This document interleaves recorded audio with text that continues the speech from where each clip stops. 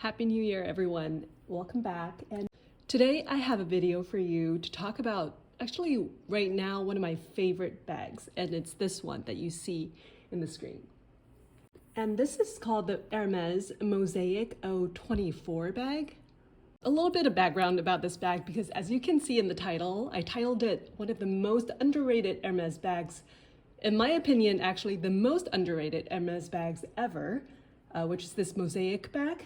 And the reason why I titled it this way is just I genuinely really enjoy this bag, but I can find so little information about it on YouTube, online, anywhere else. And when I search for this bag online, I'll try to insert a screenshot of the search result. It's pretty funny.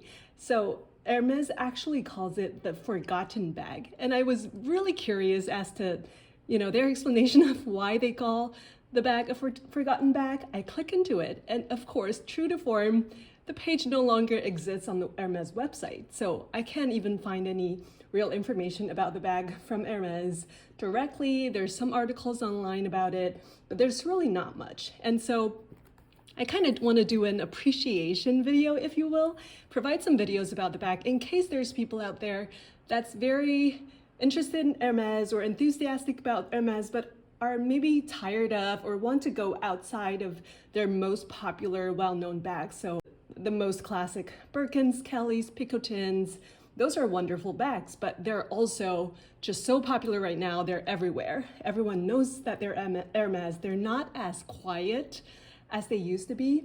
And also from Hermes, some of their most popular bags that are pretty similar, I would say, in style to this one are their Constance, Ruly, and Evelyn, which are all crossbody bags. I was astonished by how little publicity and just review and information there is out there about this bag. So I wanted to do a video about this, and I hope you find it interesting and maybe helpful.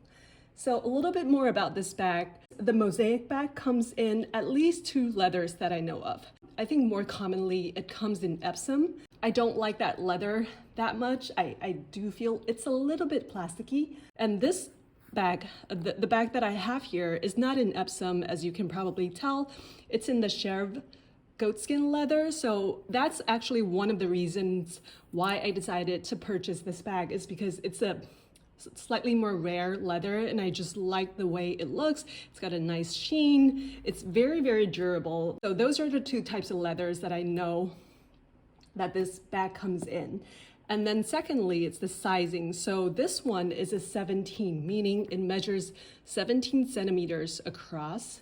I know it also comes in a slightly bigger version that's called the 21. So I assume that one is 21 centimeters across. And as many of you probably know, even though it's only a few centimeters, it can make the bag look a lot more different and a lot bigger, which based on videos that I see online, I do think that the 21 can seem a little bit more bulky. So I think this is my preferred size, and I have really been enjoying this size. So let's get into a little bit more detail about this bag. As you can see, this is in the black, or Hermes lingo, noir color. And this bag comes in this gold hardware, even though it's not as yellow as the regular gold hardware. So I'm not sure exactly, I can't remember exactly what kind of hardware it is, but it's sort of like a light gold color, which is very nice. And then I'll also put the dimensions and the weight of the bag on the screen for your reference. This one, I believe, is about 521 grams, just for reference, compared to my Chanel mini rectangle in caviar leather. That's about 414 grams.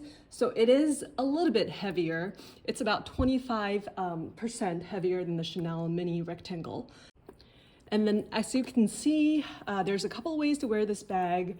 If you're familiar with the Hermes Constance bag, which is, you can find so much information out there about it, I believe that this strap mechanism is the same as the Constance. It's pretty easy to see. You can either wear it crossbody like this, and you can double it up and just wear it on the shoulder like this. So those are the 2 ways that you can wear this bag. And then let's just get into the features of this bag a little bit more. Most signature or eye-catching feature of this bag, I would say, is the closure. So this is what gives this bag its name, which is the mosaic, because this is supposed to mimic I believe the tiles at the Hermes Paris Faubourg, the flagship store, the tiles in that store. So I think that itself is a very cool kind of backstory and inspiration behind this bag. So as you can see, this is what the closure looks like. And to open the bag, all you do is you press this middle button and it just opens. It's very easy to open and it's beautiful. Once you open, 5 of these tiles remain, 4 on top, and I'll show you again. So all you do is you just lightly press this part. There's no click or anything. It just kind of releases the flap.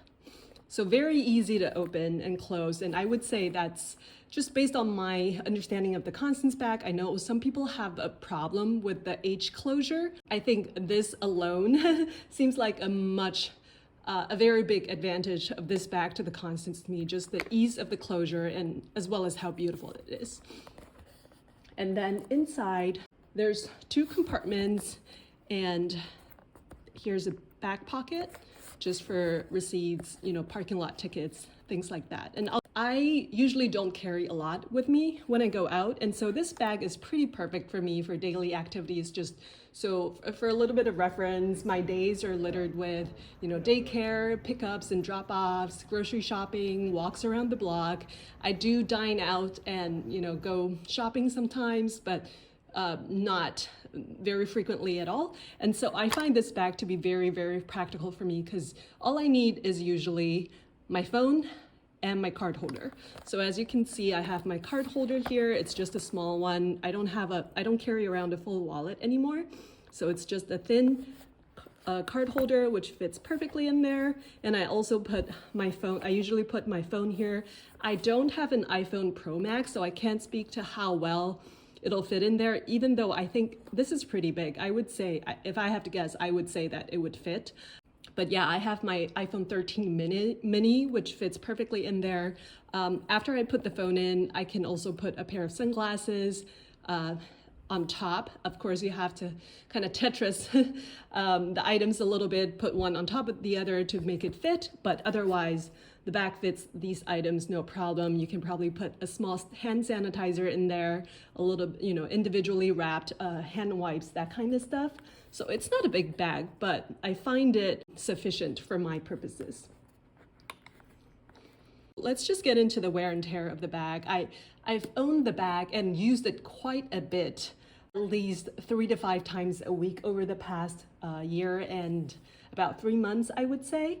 And I can't tell if there's any wear and tear. The only thing, if I have to really, pick at the bag is the hardware part, which is expected because this is where, I touch the most. This is the closure. And so, yeah, there, as you can see, there is some wear and tear on the hardware, even though I suspect some of this can be buffed out or just wiped off if I just give it a good wipe. Sorry, I didn't do that before the video, but there are some scratches that I can see on the hardware. But outside of the hardware, I would say the bag itself looks quite new. I can't see any sort of real wear and tear on the bag, on the straps. It looks pretty much the same as the day I got it. The only thing that I can think of is just on the inside. I think the inside is probably Swift leather because it's very soft and very smooth.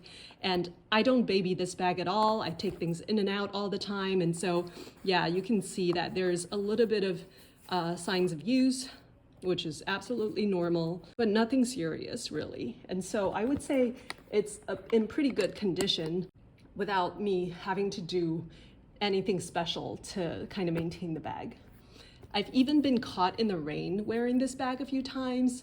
When I got home, it was slightly wet because of the drizzle, and I just kind of wiped it off without paying too much attention. And as you can see, there's no sort of bubbling or blisters or any sort of like stains or anything. So I'm pretty happy about that. Of course, I would never recommend you intentionally bring a bag out and let it sit in the rain or anything like that, but I think a light drizzle, that's something that this leather can handle. Let's next go into the pros of the bag.